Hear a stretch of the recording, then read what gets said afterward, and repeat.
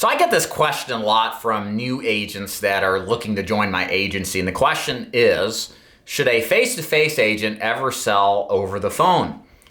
And my answer is coming shortly. My name is David Duford, owner of Duford Insurance Group, where I train and recruit agents nationally to sell final expense, Medicare and annuities, both face-to-face and over the phone. You can go to davidduford.com/FAQ to learn more.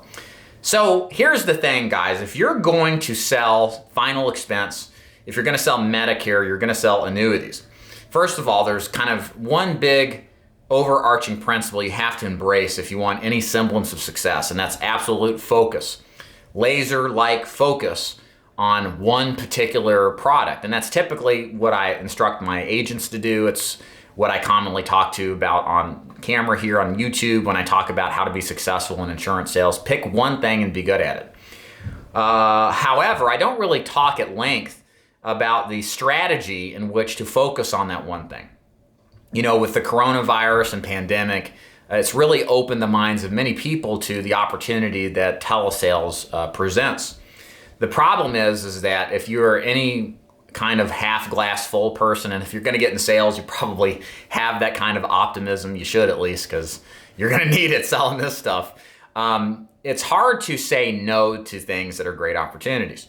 And one of the things that doesn't quite catch on to new agents is not only focusing on one product, but one particular strategy. Here's what I foresee happening in this example, a face-to-face agent who thinks that occasionally selling over the phone is okay. And again, for the record, I'm against it 100% of the time for new agents until, at least they're well-developed and understand and can be successful in face-to-face sales. So how do I mean by this, and where am I going?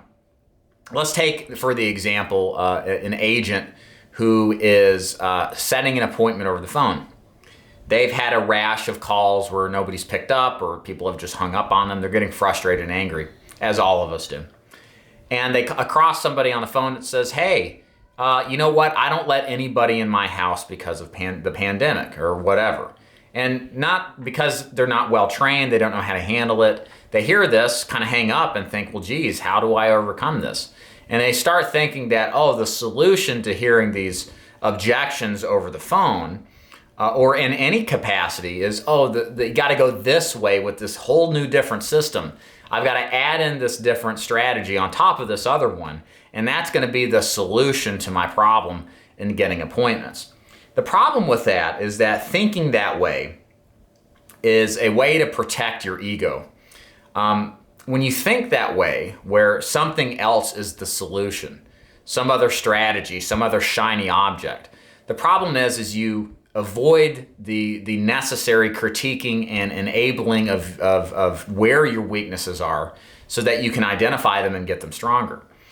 And invariably, as you set appointments face-to-face and you think that phone sales is an acceptable alternative, the problem becomes that you won't ever rebuttal the objections.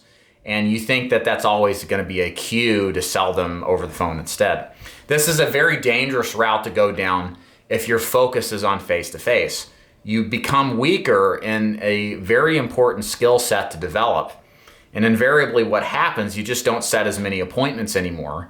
And you waste time with these prospects that end up being tire kickers. So what's the solution? Well, the solution is, how do I recognize where my weaknesses are and then overcome them with better training, not a newfangled system.